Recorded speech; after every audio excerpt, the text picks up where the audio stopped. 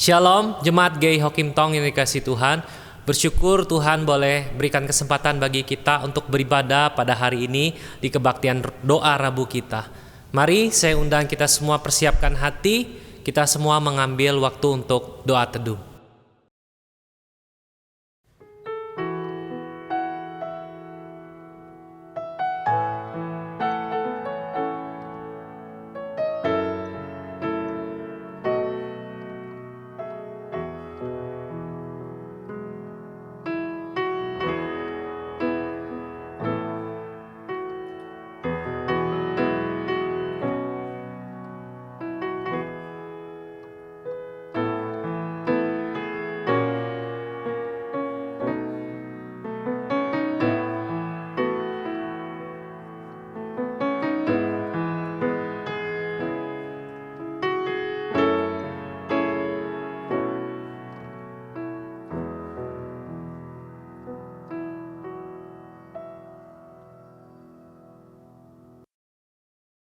Shalom, Bapak Ibu Saudara yang dikasihi Tuhan.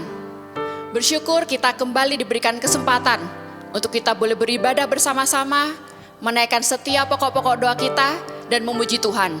Mari saudara, kita pujikan setiap kebesaran Tuhan, setiap kebaikan Tuhan. Sungguh besar Kau Allahku.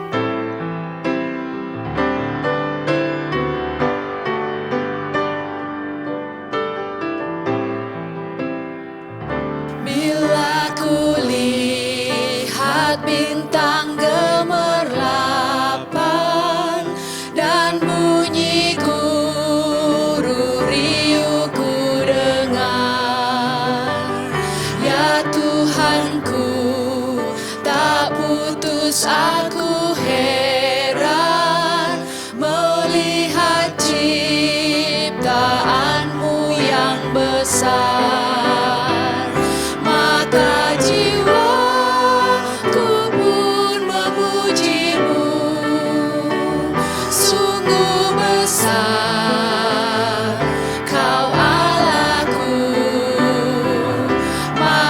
jiwaku pun memuji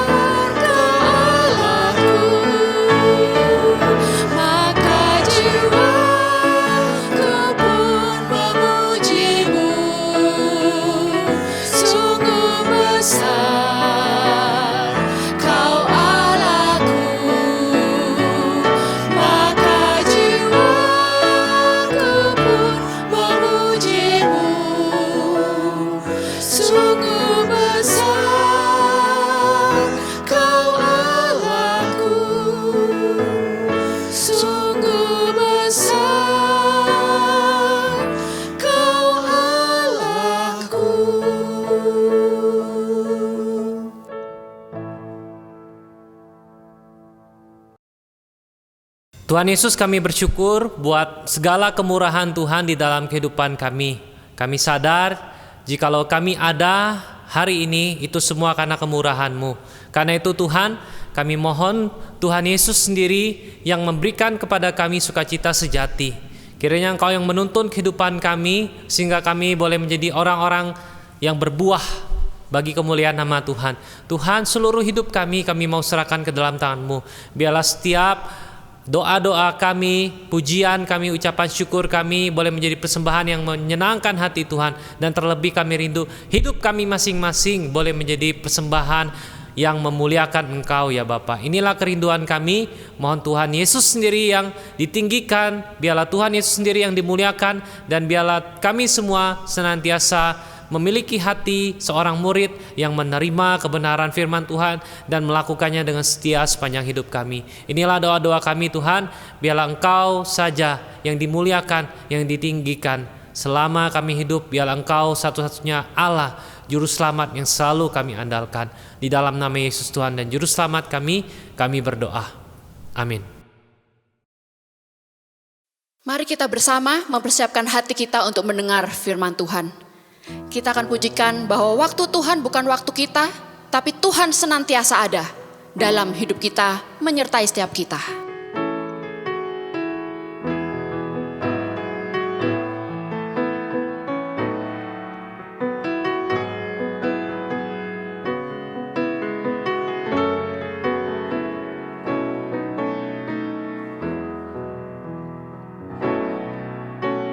Waktu Tuhan bukan waktu kita.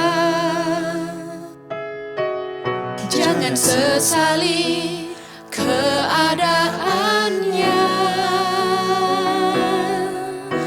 Untuk semua ada waktu Tuhan. Tetap setia mengandalkannya.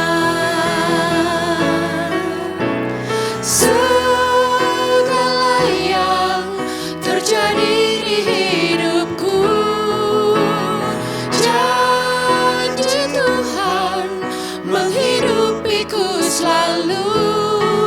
Ku yakin, percaya ada waktunya Tuhan. Semua akan indah pada waktunya.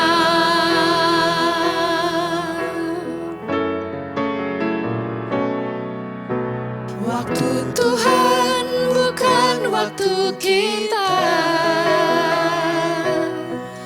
Jangan sesali keadaannya. Untuk semua ada waktu Tuhan. Tetap setia mengandalkannya.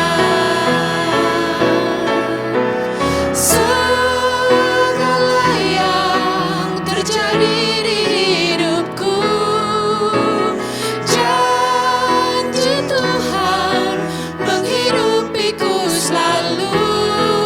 Ku yakin, percaya ada waktunya Tuhan. Semua akan indah pada waktunya.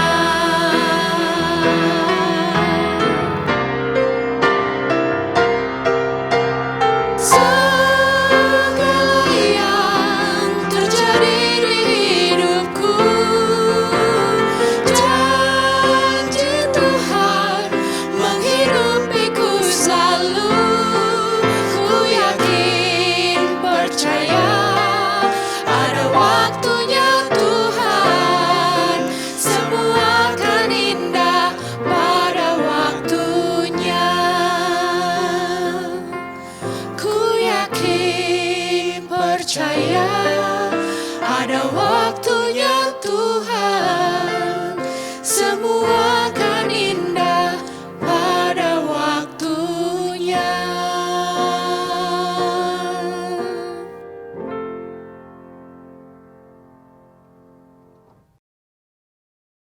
Jemaat yang dikasihi Tuhan, hari ini kita akan belajar bersama firman Tuhan dengan satu tema, yaitu bersyukur meski di hari yang gelap. Saya akan membacakan nats yang jadi renungan kita hari ini dari Daniel 6 ayat 11. Demikian firman Tuhan. Demi didengar Daniel bahwa surat perintah itu telah dibuat, pergilah ia ke rumahnya. Dalam kamar atasnya ada tingkap-tingkap yang terbuka ke arah Yerusalem. 3 kali sehari ia berlutut, berdoa, serta memuji Allahnya, seperti yang biasa dilakukannya. Nah, Bapak Ibu, saya menyarankan kita semua yang hadir dalam ibadah ini, kita ada waktu untuk membaca pasal 6 ini secara menyeluruh, agar kita tuh mengerti betul bagaimana situasi saat itu. Nah, tapi saya akan menjelaskan kepada kita ingat kembali apa yang terjadi pada Daniel di masa itu. Kita tahu semua pasti siapa Daniel. Daniel adalah seorang anak Tuhan yang dibawa ke pembuangan pada zaman Nebukadnezar menjadi raja. Jadi sejak muda dia dibawa ke pembuangan. Namun ada satu hal yang menarik dari kisah Daniel. Dia adalah sedikit dari orang yang dibawa di Israel itu yang tetap setia imannya kepada Tuhan. Jadi ketika dibawa ke pembuangan, ada orang yang tidak setia. Namun ada juga orang-orang yang tetap setia, tetap menyembah kepada Tuhan. Dan salah satu dari segelintir orang yang tetap setia di pembuangan itu adalah orang yang bernama Daniel ini. Dan kita bisa lihat, kita baca kitab Daniel itu, kita bisa melihat bagaimana Tuhan memelihara kehidupan Daniel dari waktu ke waktu. Dan menariknya, dengan pertolongan oleh Tuhan, kita baca dari pasal 1 sampai akhir kitab Daniel, kita bisa lihat bagaimana Daniel dari zaman ke zaman tetap menjadi orang yang berpengaruh di kerajaan Babel. Dan kita masuk hari ini di pasal ke-6. Kita kalau lihat sejarah, kita tahu bahwa setelah Nebukadnezar itu wafat, kerajaan Babel itu semakin lama menjadi kerajaan yang semakin lemah, merosot dan merosot, ya. Jadi ketika Nebukadnezar mati, dia digantikan oleh anaknya yang bernama Ewil Moradak, anaknya. Tapi anaknya ini kemudian hanya memerintah selama 3 tahun. Lalu ia digantikan oleh anaknya lagi yang namanya Labis Marduk.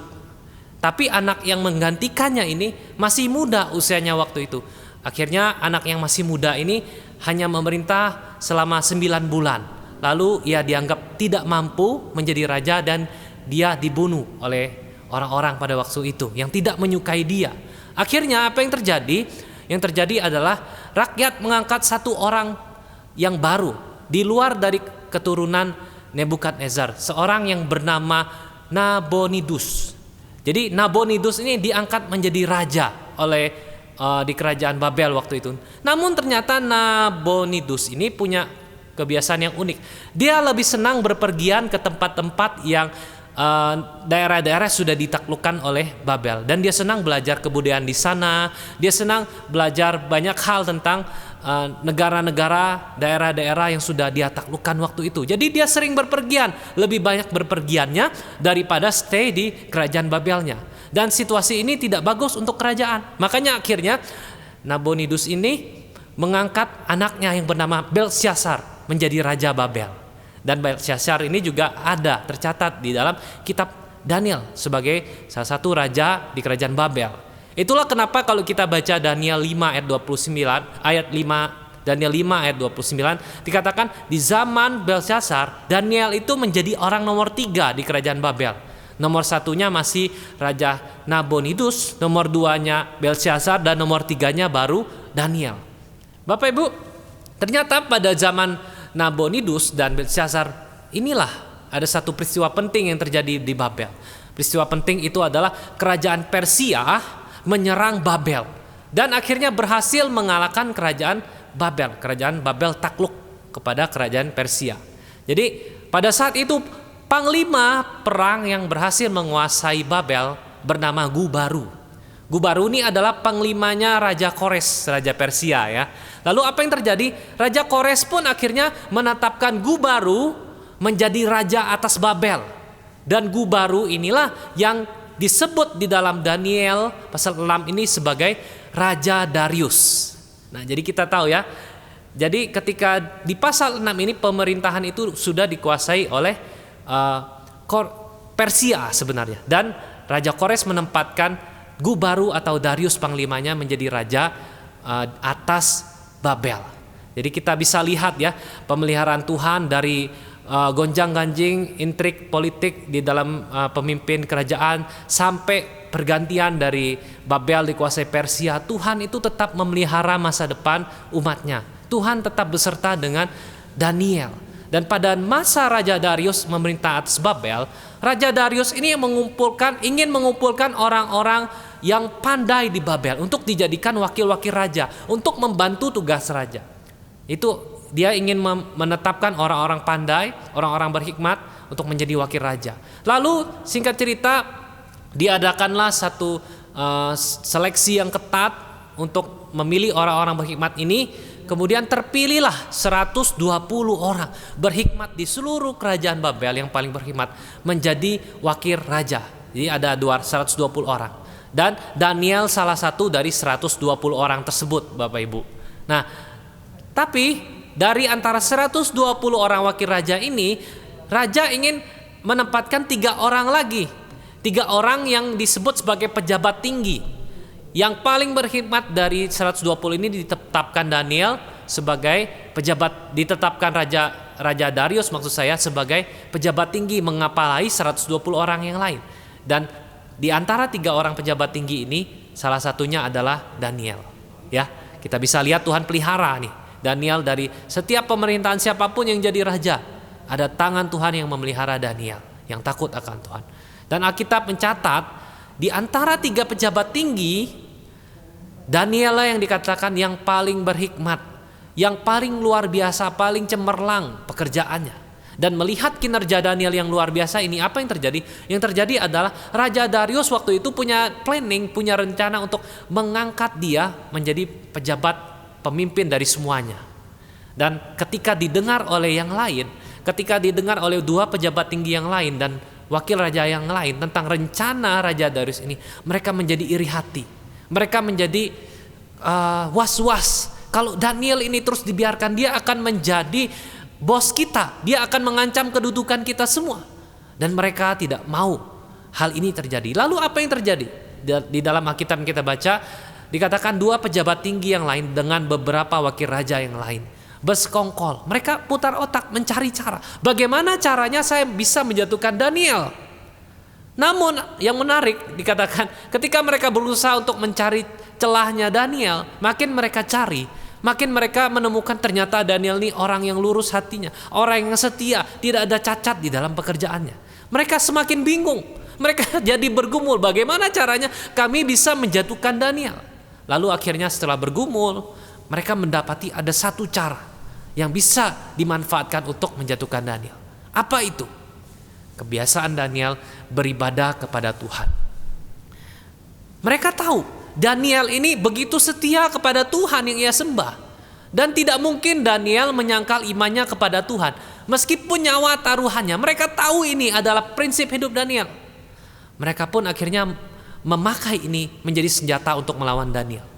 Alkitab berkata, beberapa wakil raja dan 2 pejabat tinggi ini menghadap kepada raja dan meminta raja membuat satu aturan baru, yaitu aturannya di wilayah kerajaan, seluruh wilayah kerajaan Babel waktu itu semua orang harus berdoa dan menyembah hanya kepada raja selama 30 hari. Nah, kalau ada orang yang melanggar perintah ini, mereka akan dijatuhi hukuman dengan dilemparkan ke goa singa.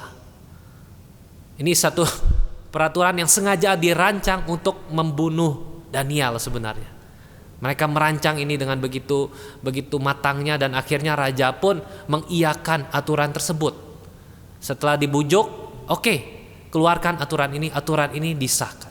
Dan setelah aturan ini disahkan, disebarkan, yang mereka lakukan selanjutnya adalah mereka mencari saat yang tepat untuk apa? Untuk datang ke tempat Daniel, untuk menggerebek Daniel ketika ia beribadah kepada Tuhan.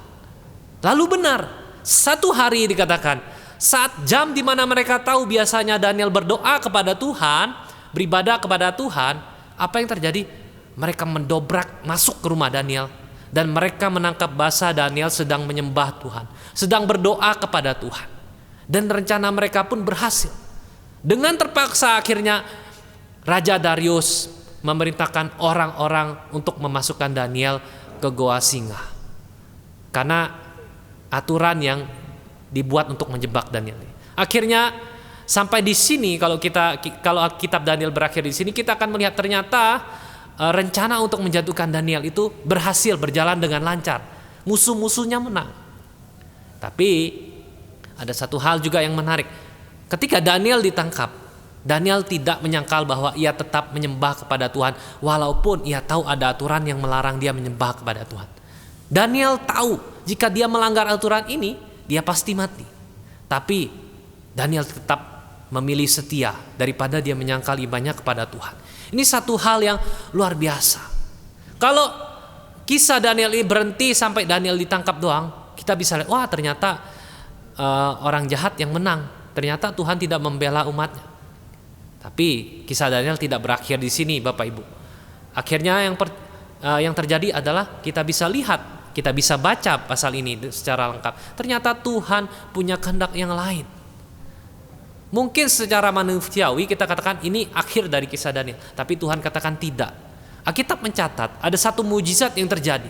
Ketika Daniel ditempatkan di gua singa, apa yang terjadi? Malaikat Tuhan dikatakan menutup mulut singa-singa itu sehingga tidak ada satupun singa yang melukai Daniel. Ini satu hal yang luar biasa. Singkat cerita, Raja Darius setelah kurang lebih 1 hari Daniel itu ditempatkan di gua singa, dia berharap Daniel masih selamat. Meskipun dia sendiri ragu Daniel ini selamat dari cengkraman singa-singa ini. Pagi-pagi benar dikatakan dia pergi berlari ke gua tempat Daniel dimasukkan, dan dia berteriak, Daniel masih hidupkah engkau? Dan ternyata di situ Daniel masih hidup. Daniel berkata, Tuhanku yang menyelamatkanku. Lalu Raja Darius begitu gembira mendengar Daniel masih hidup, dan dia akhirnya memerintahkan Daniel untuk diangkat dari gua singa itu. Dan dia memerintahkan orang-orang yang memfitnah Daniel dan keluarganya dimasukkan ke dalam gua singa tersebut. Daniel diluputkan oleh Tuhan. Ini satu hal yang luar biasa, Bapak Ibu. Tuhan menyelamatkan Daniel, dan melalui peristiwa ini akhirnya Raja Darius mengeluarkan satu titah, yaitu semua orang di wilayah kerajaannya harus menghormati Allah yang disembah oleh Daniel. Kenapa? Karena Allah yang disembah oleh Daniel adalah Allah yang hidup, Allah yang menyelamatkan Daniel dari cengkraman singa-singa. Melalui peristiwa ini, nama Tuhan dimuliakan di seluruh negeri Babel waktu itu. Satu hal yang luar biasa, Bapak Ibu. Bapak Ibu, kalau kita mau lihat, kita renungkan, kisah Daniel ini adalah gambaran nyata tentang perjalanan hidup kita di dunia, Bapak Ibu. Mau tidak mau, suka tidak suka, pasti akan datang di mana kita, pilihan kita untuk hidup benar itu dihadapkan pada godaan. Mau tidak mau pasti akan datang di mana pilihan kita untuk tetap hidup sesuai dengan kehendak Tuhan itu mengalami tantangan.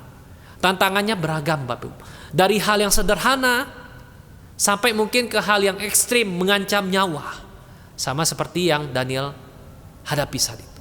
Contohnya, bagaimana pilihan kita untuk hidup benar di hadapan Tuhan di-challenge. Contohnya, ketika Bapak Ibu memutuskan, oh saya mau hidup jujur di hadapan Tuhan.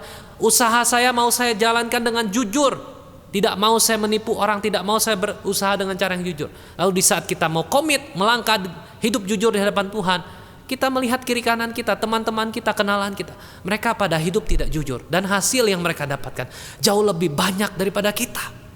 Lalu sebagai manusia, mungkin hati kecil kita berontak. Kenapa orang jahat ini terlihat mujur hidupnya? Dan saat itu, pilihan kita untuk hidup benar, jujur di hadapan Tuhan diuji oleh fakta. Kita mendapati ada orang-orang yang curang, tapi mereka mendapatkan hasil yang lebih banyak. Dan kita disuruh memilih, mau tidak mau kita pilih nih. Pilih cari uang dengan jujur, sesuai dengan kehendak Tuhan, tapi dapat dikit, atau tidak jujur, curang, tapi cuannya besar dan cepat. Pilih mana? Di-challenge. Dan itu terjadi dalam hidup kita sehari-hari. Contoh yang lain misalkan, ketika kita komit untuk setia memberikan persembahan persepuluhan dari penghasilan kita, tiba-tiba pandemi datang. Akhirnya apa yang terjadi? Tentu saja penghasilan kita jadi tidak menentu karena pandemi. Lalu kita digoda untuk tetap setia memberikan persepuluhan, atau menyimpan seluruh uang kita untuk diri kita sendiri saja. Karena kita merasa kita makin sedikit dapatnya, semakin berkurang. Iman kita diuji. Pilih tetap setia sesuai dengan komitmen kita di hadapan Tuhan atau tidak. Dan ada banyak lagi challenge yang akan kita temui ketika kita menjalani hidup di dunia ini dan komit untuk hidup benar di hadapan Tuhan. Saya percaya Bapak Ibu, setiap orang punya pergumulan masing-masing. Dan ketika kita ingin setia ikut Tuhan, pasti ada tantangan yang kita hadapi. Pasti. Selalu ada halangan yang berusaha untuk membuat kita itu melanggar komitmen kita di hadapan Tuhan. Entah itu halangan dari kedagingan kita sendiri, dari lingkungan sekitar, dari orang lain, bahkan godaan dari si jahat. Jadi kalau mau digambarkan, hidup di dunia ini saya gambarkan mirip seperti hidup di pembuangan di Babel. Kenapa saya katakan mirip? Karena dunia ini sesungguhnya sama-sama bukan rumah kita, sama seperti Babel, negeri asing bagi orang Israel. Firman Tuhan berkata, kita yang percaya kepada Kristus, kita tidak berasal dari dunia. Kita milik Kristus dan tempat kita yang kekal adalah bersama-sama dengan Tuhan Yesus di sorga kelak. Namun, kenapa Tuhan izinkan kita ada di tengah-tengah dunia ini, dunia yang fana ini? Tujuannya adalah satu, yaitu Tuhan ingin kita memuliakan Dia selama kita hidup di dunia. Jadi, bagi orang yang sungguh hidup untuk memuliakan Tuhan, mereka akan berkata seperti ini, bagiku hidup adalah Kristus. Dan kalau aku harus mati, itu adalah keuntungan. Itu bagi orang yang hidupnya untuk kemuliaan Tuhan. Tapi bagi orang yang mencintai dunia lebih daripada Kristus, mereka akan berkata seperti ini, bagiku hidup adalah untuk kenikmatanku, hidup adalah untuk kejayaanku. Bagaimana aku bisa hidup nikmat, jaya di dunia? Tapi kalau kita bicara tentang kematian bagi mereka, mati adalah kerugian. Kenapa bagi mereka rugi? Karena mereka tahu segala kekayaan, kemuliaan di dunia tidak dapat mereka bawa mati. Jadi kita mau jadi orang seperti apa? Nah, dan kita perlu perhatikan baik-baik. Selama di pembuangan di Babel, ada banyak sekali orang Israel yang diangkut ke sana.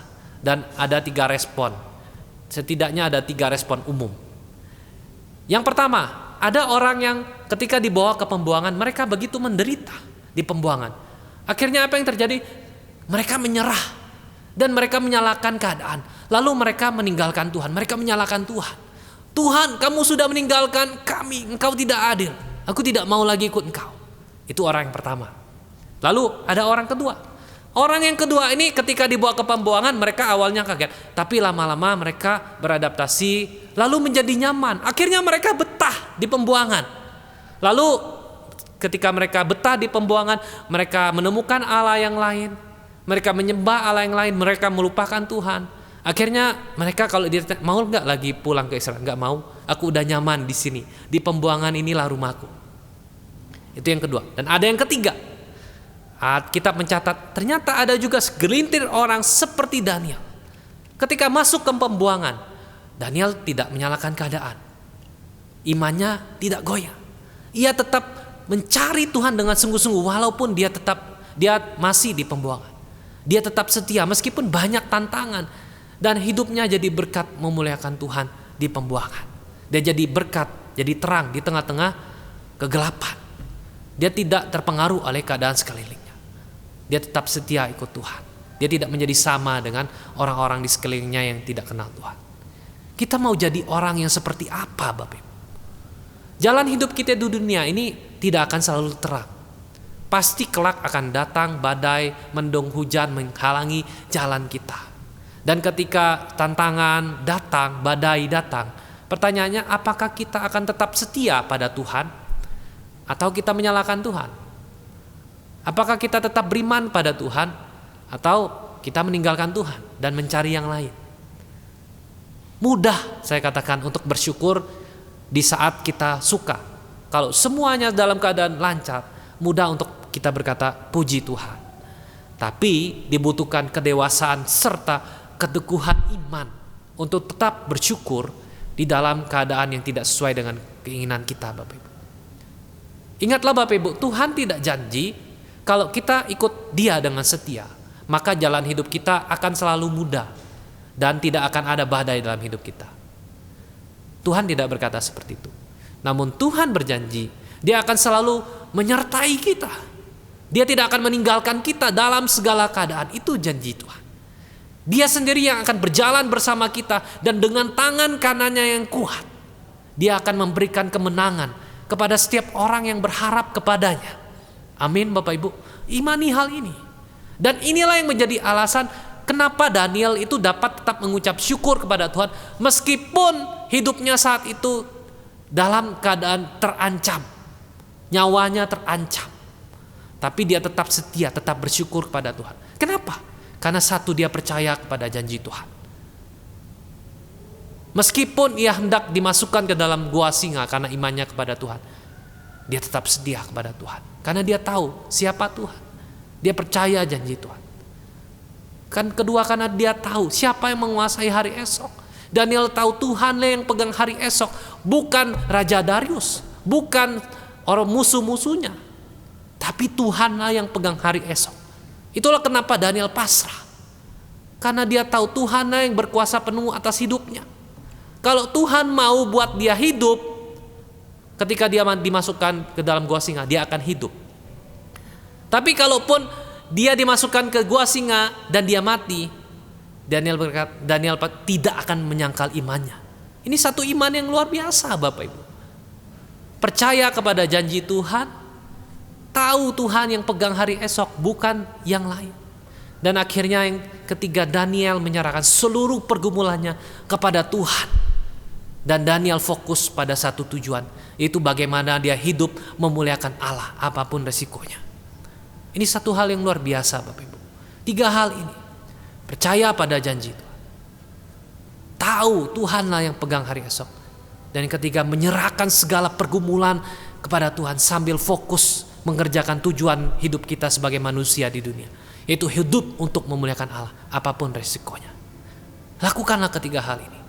Daniel melakukan tiga hal ini. Dia kerjakan bagiannya dengan setia. Dia hidup untuk kemuliaan Tuhan. Dia membiarkan Tuhan mengatur sisanya.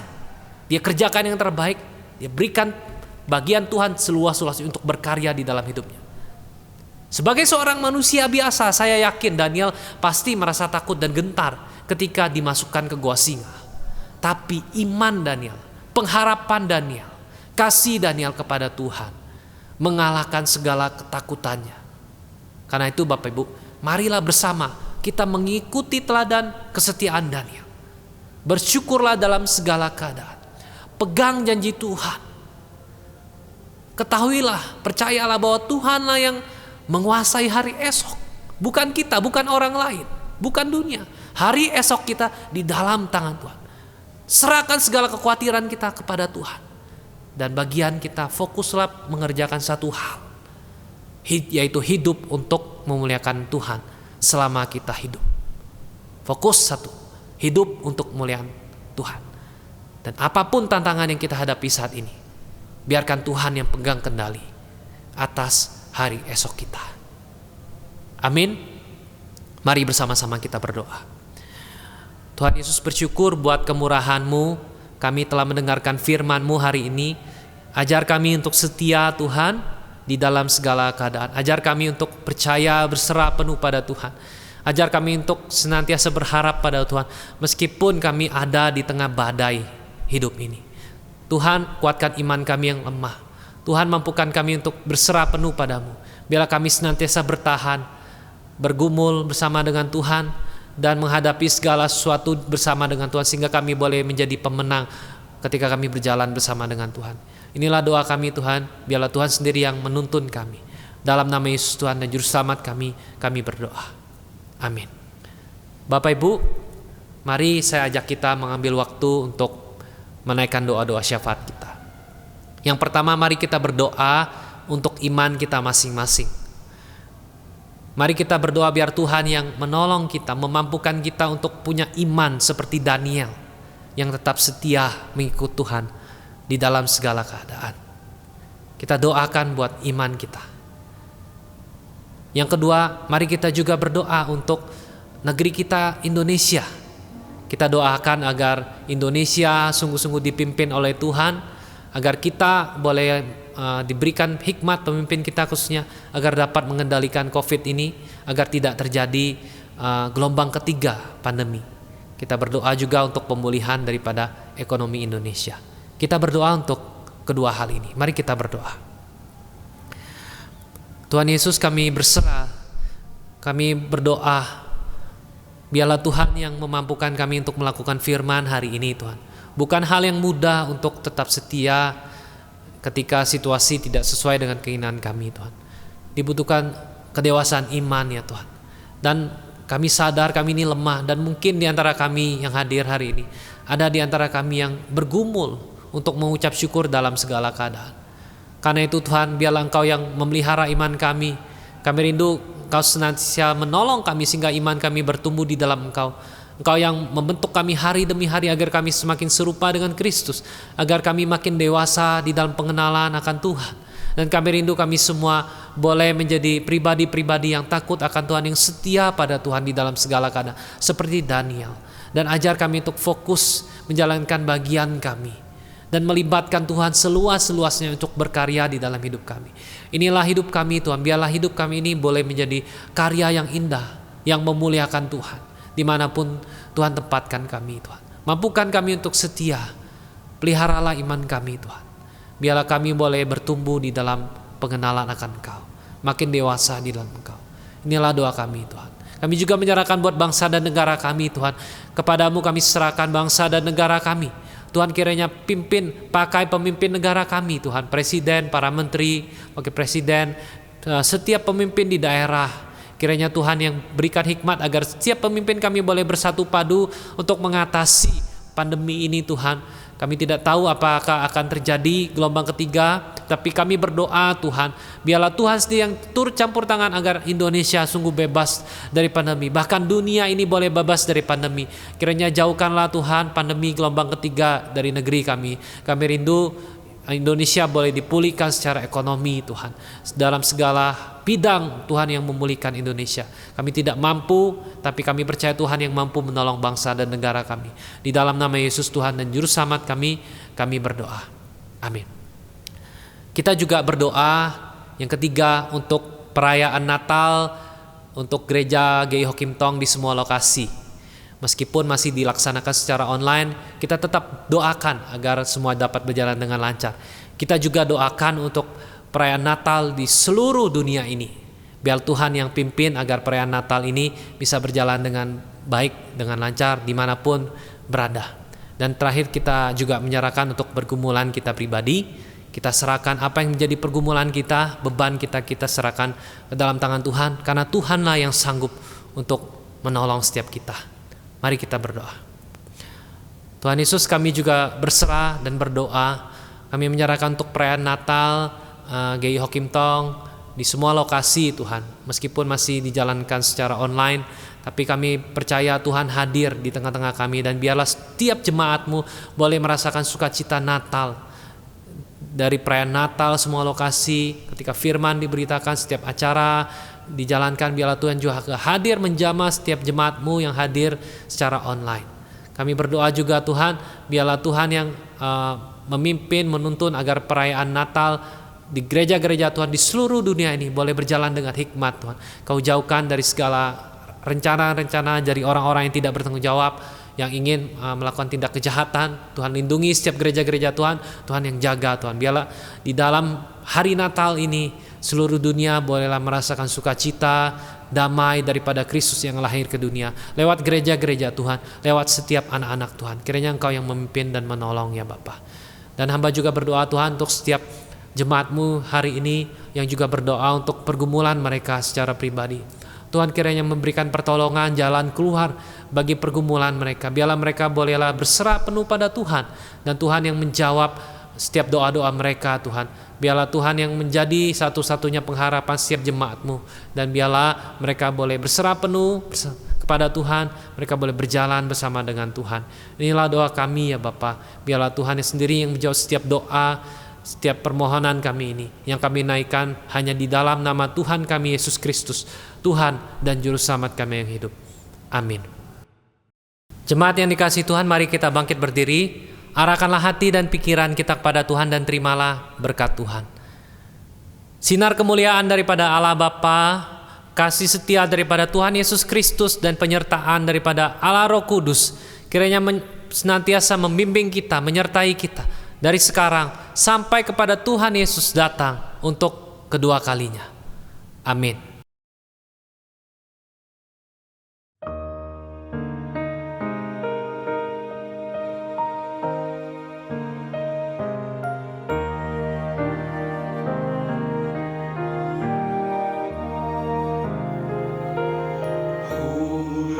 Spirit, living breath of God, breathe new life into my weary soul. Bring the presence of the risen Lord to renew my heart and make me whole. 'Cause you're one to come alive in me. Give me faith for what I cannot see. Give me passion for your purity. Holy Spirit, breathe new life in me.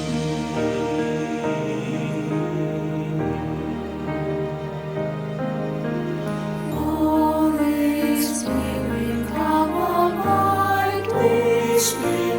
May your joy be seen in all I do. Love enough to cover every sin, in each thought and deed and every tune. Kindness to the greatest and the least, gentleness that songs the path of peace. Turn joy striving into words of praise, breath of God show Christ in all I do.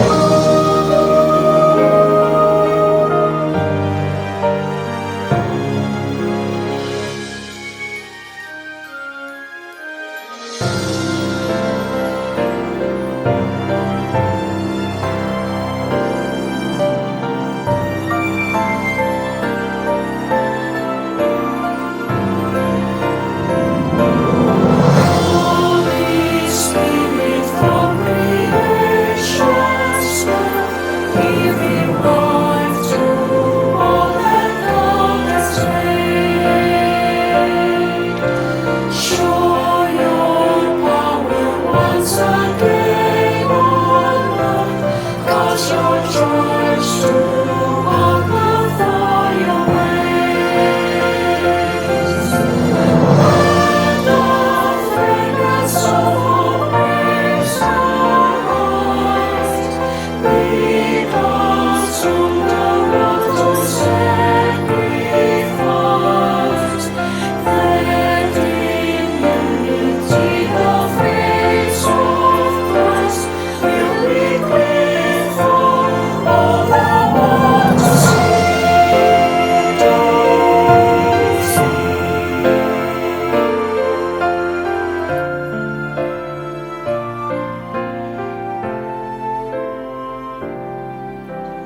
Holy Spirit, living